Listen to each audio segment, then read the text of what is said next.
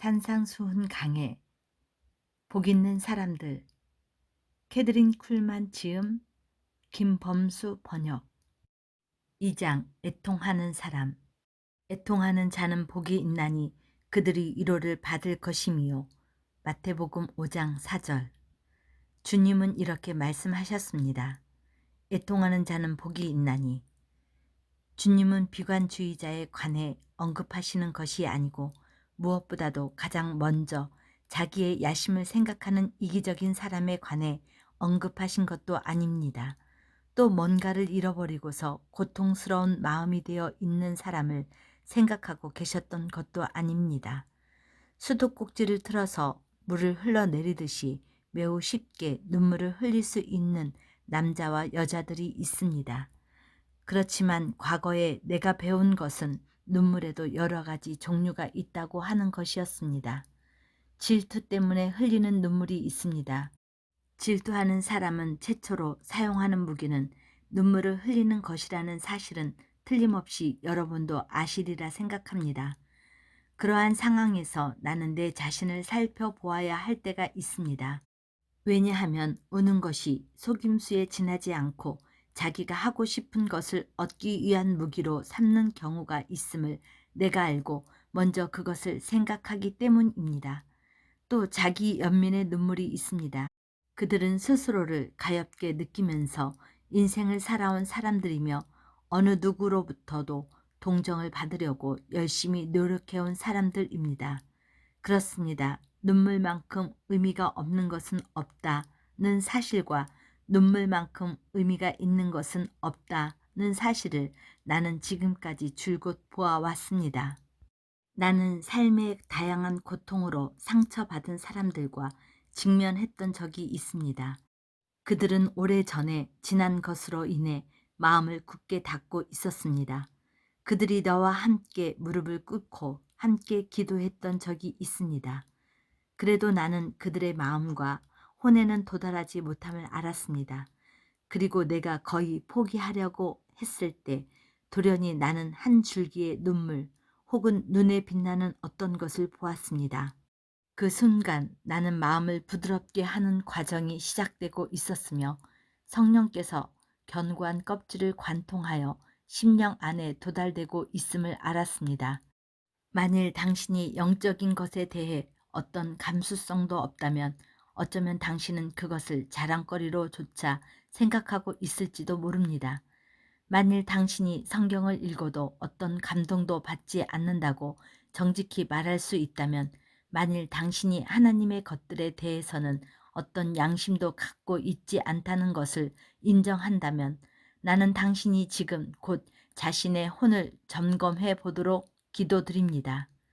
오늘날 하나님의 축복을 구하고 있으면서 하나님의 말씀으로 훈련되고 순수해지기를 구하지 않는 사람들이 너무나도 많이 있습니다. 듣고 싶어하는 내용의 설교를 구하고 그것을 받아들이는 사람은 많이 있습니다. 그러나 기억해 주십시오. 그리스도께서 오신 것은 인간 안에 새 마음을 창조하기 위해서였으며 그들의 모든 문제를 처리하시기 위해서만이 아니었습니다. 그렇습니다. 하나님을 믿음으로 많은 사람들이 바라는 감정은 좋은 감정 또는 안정감입니다. 사람들이 설교자를 찾고 구하는 것은 자기의 등을 두드려 주기 위해서입니다. 결국 자기는 그렇게 나쁜 사람은 아니라는 말을 듣고 싶어 하기 때문입니다. 그렇지만 그리스도께서 오셨던 것은 우리로 하여금 지금의 생활로 만족하도록 하기 위해서가 아니었습니다. 예수님이 자기에게 귀를 기울이는 사람들에게 확실히 지적하는 것이 없이 설교하신 적은 결코 없으셨습니다. 그분은 죄를 죄라고 불렀습니다. 이것과 관련하여 말씀드리고 싶은 성경 구절이 또 하나 있습니다. 마가복음을 펴보겠습니다. 야곱과 요한이 특별한 부탁을 가지고 예수님께로 왔다고 기록되어 있습니다. 나는 이 두 형제는 예수님이 산상수훈이라고 불리우는 위대한 설교를 하셨을 때 그 산기슭에 앉아있던 군중들 가운데 있었던 것일까 하고 생각한 적이 있습니다. 만일 이 세베대의 아들들이 그곳에 있었다면 오늘날 우리들 중 많은 사람들과 같이 예수님께서 말씀하신 요점을 완전히 놓쳐버린 것이라고 나는 느낍니다. 세베대의 아들 야고보와 요한이 주께 나와 여짜오되 선생님이여 무엇이든지 우리가 구하는 바를 우리에게 하여 주시기를 원하옵나이다. 마가복음 10장 35절. 그들은 예수님께 부탁드리고 싶은 것이 있었던 것입니다. 예수님은 이렇게 말씀하셨습니다. 너희에게 무엇을 하여 주기를 원하느냐? 마가복음 10장 36절. 그들의 요구는 이러했습니다. 주의 영광 중에서 우리를 하나는 주의 우편에 하나는 좌편에 앉게 하여 주옵소서. 마가복음 10장 37절. 그들은 예수님의 양 옆에 앉고 싶었던 것입니다. 그렇지만 예수님은 친히 줄 수 있는 자리는 아무것도 없다고 대답하셨습니다. 자리를 주는 것은 예수님의 권한 안에 있는 것이 아니었습니다. 예수님을 따라가면 자리가 보장되는 것도 아니었던 것입니다. 받게 되는 것은 오히려 잔이었습니다. 자리가 아니라 그 대신에 십자가였던 것입니다. 단지 방관만 하고 있을 뿐인 사람을 건전한 그리스도인도 승리하는 그리스도인도 결코 아니라는 사실을 나는 지금까지 봐왔습니다. 그리스도는 구세주라고 스스로는 말하면서 영화나 텔레비전 화면을 보는 것처럼 자기의 기독교 신앙을 수동적으로 밖에 사용하지 않는 사람들이 너무나도 많이 있습니다. 그들은 간접적으로 자기에게 오는 스릴과 감동밖에 맛보지 않습니다. 그들이 바라는 것은 무엇 한 가지도 행하지 않고 무엇 한 가지 대가도 지불하지 않고 가만히 앉아서 받는 것입니다. 그러나 여러분도 나도 어딘가 자리에 앉아 있는 것만으로는 진정한 기독교 신앙을 이해할 수도 깨달을 수도 없습니다. 주님께서 내미시는 것은 자리가 아니라 그 대신 잔입니다. 그리고 그 잔은 슬픔과 고난과 쓴물로 가득 차 있는 경우도 있습니다. 분명히 우리는 모두 하나님의 은혜를 구합니다. 우리는 하늘의 영광들을 경험하기를 간절히 소망하며 천국의 최선을 열망하며 하나님께서 우리를 위하여 준비해 주신 모든 것들을 열망합니다. 그러나 하나님의 정결케 하심에 고통 없이 받으려고만 합니다. 이렇게 생각하는 사람들이 많이 있습니다. 나는 손도 발도 움직일 수 없는 환경에 놓여 있습니다. 내가 어떻게 풍요로운 삶을 살 수 있겠습니까? 내가 어떻게 승리할 수 있겠습니까? 아무도 내가 처한 환경을 이해하지 못합니다. 성령의 권능으로 싸움에 승리하여 위로를 발견한다는 것에서 확실히 나는 예외입니다. 나는 대답으로서 예레미야 31장 2절 말씀을 제시해 드립니다. 이 말씀은 이스라엘 백성이 애굽을 나와 약속의 땅으로 출발했을 때에 서술하고 있습니다. 여호와께서 이같이 말씀하시니라. 칼에서 벗어난 백성이 광야에서 은혜를 입었나니. 예레미야 31장 2절. 이 사람들은 광야 생활 가운데 정결케 되고 모든 백성이 방랑하는 무시무시한 경험을 통하여 하나님의 도구로 삼으셨습니다.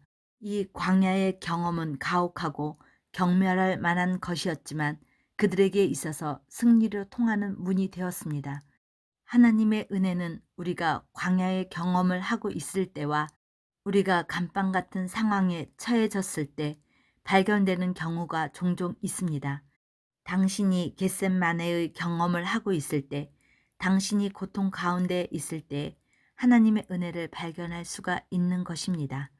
당신을 가두고 있는 그 감옥으로부터 해방되는 것은 없을지도 모르지만 그 감옥 안에 있는 동안도 당신에게 승리를 주는 은혜를 얻을 수는 있습니다. 당신에게 있어서 겟셋만의 고통의 때는 비극이 될 필요는 없습니다. 하나님을 통하여 그것을 당신의 인생에서 최고의 경험으로 될 수도 있습니다. 그러므로 당신이 고난 가운데 있을 때 단지 발버둥만 치지 말고 당신의 환경을 도전으로서 받아들이십시오. 당신의 시련을 하나님이 당신 안에 또 당신을 통하여 역사하시고 당신을 창조적인 사람을 만들기 위한 기회라고 생각하십시오. 우리는 건강하고 튼튼한 신체를 유지하는 것이 중요하다고 생각하고 있습니다. 또 건전한 지성을 가지는 것도 지극히 중요합니다. 그러나 신체나 지성의 건강보다도 훨씬 더 중요한 것이 있습니다. 그것은 혼과 영이 건강한 삶입니다. 우리의 혼이 영적 치유를 받으면 여러 가지 욕구, 불만은 없어지게 됩니다. 그리고 그 자리에서 우리는 다른 사람들을 위한 유익한 존재가 되고 싶은 소원과 흘러나오는 사랑을 발견합니다. 매일매일이 도전이 됩니다. 우리는 자발적으로 주는 자가 되고 보상으로 아무것도 요구하지 않게 됩니다. 자아는 잊혀져 버립니다. 역사상 가장 위대한 영적인 거인들 가운데 사도 바울이 있습니다. 그의 생활의 특징을 곰곰이 연구해 보지 않으면 우리는 그의 영적인 강건함을 이해할 수 없습니다. 그가 옥중에서 기록한 서신으로부터 위대한 힘과 깊이 있는 인물임을 보게 됩니다. 그는 투옥되어 있지만 자기 연민의 암시조차도 없었습니다. 그는 옥중에서 자기 자신에 관한 생각 없이 편지를 써 보냈습니다. 왜냐하면 그는 위대한 위로자 안에서 놀라운 권능을 발견하였기 때문입니다. 그가 발견한 은혜는 그의 모든 필요에도 충분한 것이었으며 다른 사람에게 나누어 주기에도 충분한 은혜였습니다. 내가 지금까지 몇 번이나 반복하여 말해왔던 것이지만 여기서 다시 한번 말씀드리도록 하겠습니다. 당신은 스스로 직접 경험한 것 이상의 것을 다른 사람에게 결코 줄 수 없습니다. 우리는 진실하게 살기 위해서는 경험해야만 합니다. 우리가 성숙한 사람이 되기 위해서는 깊은 물을 통과해야 합니다. 우리가 하나하나 장애물을 승리해 갈 때 비로소 우리는 그리스도인으로서 성숙해 가는 것입니다. 그리고 마침내는 어떤 위기적 상황도 하나의 도전이 되고 하나의 모험이 되며 하나님의 여러 가지 약속을 확인하는 기회가 되는 것입니다. 하나님의 약속이 실제임을 알고 싶습니까? 자리에 앉아 있는 것만으로는 결코 이 기쁨을 경험할 수 없습니다. 당신이 관객석에서 보고 있는 것만으로는 하나님의 신실하심을 결코 경험하지 못합니다. 당신이 앞으로 나아갈 수도 없고 뒤로 물러날 길도 없는 당신 자신의 홍해 가장자리에 직접 설 때만이 비로소 당신은 하나님의 변함없는 말씀의 확실함을 발견하게 되는 것입니다. 당신은 패배한 채로 가라앉기를 선택할 수도 있고 하나님의 말씀으로 눈을 향하여 거짓 없는 하나님의 약속의 생명을 걸고 승리하는 것도 가능합니다. 당신은 참된 하나님의 사람 아래서 깊은 영적 가르침을 받고 그가 목회하는 교회의 일원이 되어 있을지도 모르겠습니다. 그러나 당신은 스스로가 하나님의 약속을 의지하여 하나님 말씀의 확실함을 확인하기까지는 하나님의 살아있는 말씀이 실제임을 결코 알지 못할 것입니다. 또 당신이 당신 자신의 홍해 가장자리에 필사적으로 서서 하나님이야말로 당신에게 최후의 소망이 되기까지는 당신은 결코 하나님의 말씀의 확실함을 확인할 수는 없을 것입니다. 그때 당신은 용감하게 하나님의 말씀을 신뢰하고 주께서 이렇게 말씀하신다고 하는 말씀 위에 견고하게 서게 되는 것입니다. 당신은 슬픔의 사람의 온유함을 알기 원합니까? 그렇다면 나의 친구여, 당신의 겟셋마네로 가십시오. 캄캄한 밤, 하늘의 별들이 당신의 인생 위에서 빛을 발하는 것을 멈추어 버렸을 때 위를 올려다 보십시오. 그 순간 당신은 그분의 임재를 의식하게 될 것입니다. 그분은 당신이 알고 있는 어느 누구보다도 더 실제적인 분입니다. 당신은 예수님이라는 그 인격 안에서 부드러움을 느끼게 될 것입니다. 당신은 주님의 강하신 팔로 당신을 커다란 가슴에 품어주시는 것을 느끼게 될 것입니다. 그들이 위로를 받을 것이며 마태복음 5장 4절. 이 위로받다는 말은 동정과는 다른 의미를 가지고 있습니다. 예수님 앞에서 당신은 동정이 아닌 위로를 발견할 것입니다. 그분은 누구에게도 동정을 베풀지 않습니다. 그리고 예수님께서 교회에 주신 선물인 성령은 어느 누구에게도 동정을 주시지 않습니다.